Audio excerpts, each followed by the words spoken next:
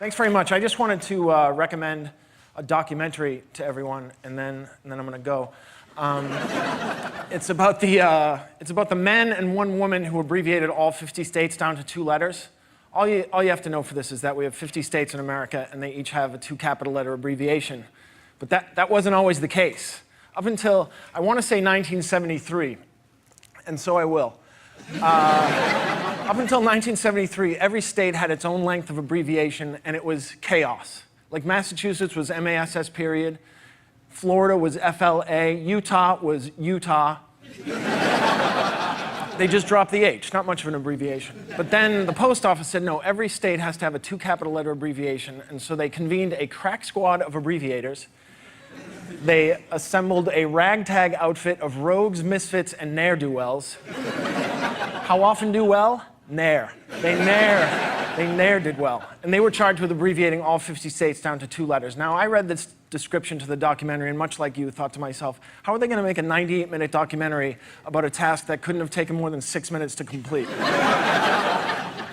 Boy, was I wrong. It was an adventure. Ups and downs, ins and outs, friends became enemies, enemies became friends.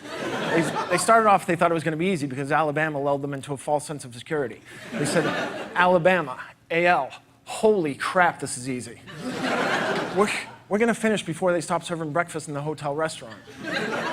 And the boss said, guys, if we finish before they stop serving breakfast, breakfast is on me. And then one guy said, oh, I hope they have an omelet station. Just for context, the omelet station had just been invented, and it was sweeping the nation. And this other guy said, you know what, I'm not comfortable with the omelet station because I feel like the omelet chef resents you. Like, he didn't want to be the omelet chef. Nobody dreams of being an omelet chef. He wanted to be the chef. And now instead of giving the orders, he's taking the orders from your stupid wife and your ugly kids. And I think one day he's going to snap, and I don't want to be there when it happens. And they were like, well, why don't you just get Eggs Benedict? And he said, I don't like holiday sauce. And he said, did you just say holiday sauce?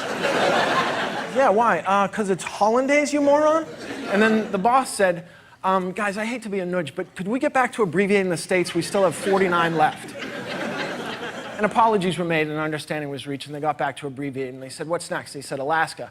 Everybody cool with AL? But somebody caught it. One man sheepishly raised his hand and said, sir, I think we might have used that one before. Are you sure? I'm pretty sure. Well, let's check the minutes.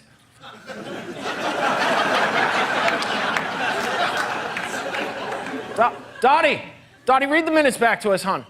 Dottie was the wisecracking secretary. Every 1970s office had a wisecracking secretary, and this one's name was Dottie. And Dottie was a pistol. You would love, she was a real hot ticket. Dottie, listen to what Dottie said. They said, Dottie, read the minutes. How Dottie is this? He said, read the minutes back to us. This is so Dottie. And she goes, you mean the minute? Oh, Dottie.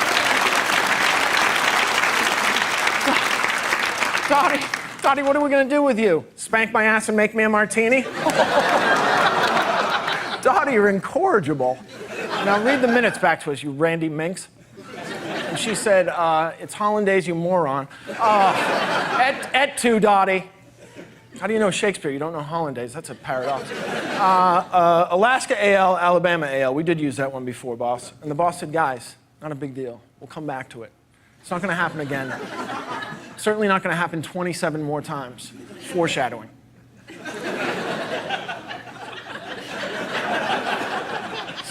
So what's next? Arizona, AR. There we go. We're back on track. Next, Arkansas. Shit.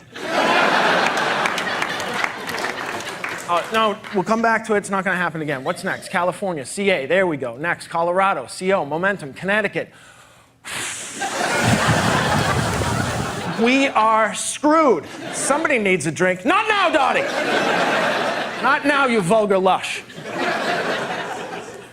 By the time they got to Maine, Maryland, Massachusetts, followed by Michigan, Minnesota, Mississippi, and Missouri, shots were fired. They were at each other's throats. So they did what any savvy business would do. They hired a consultant. They brought in a contractor. I'm sorry, not a contractor, a contractor. A man...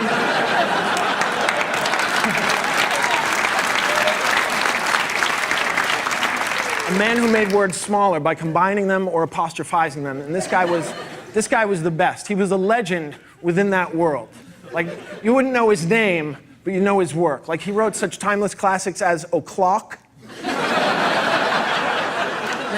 Many years ago, people would say it's 9 of the clock, it's 10 of the clock. This visionary said we don't need the I can do that with a sky comma.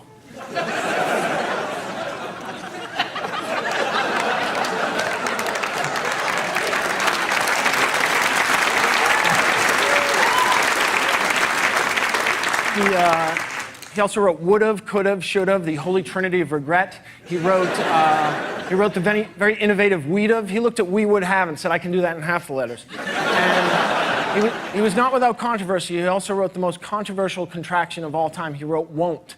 People said, how are you going to abbreviate will not use a single L? And he said, watch me. Are you saying I won't be able to do it? I just did. Thank you very much, everybody.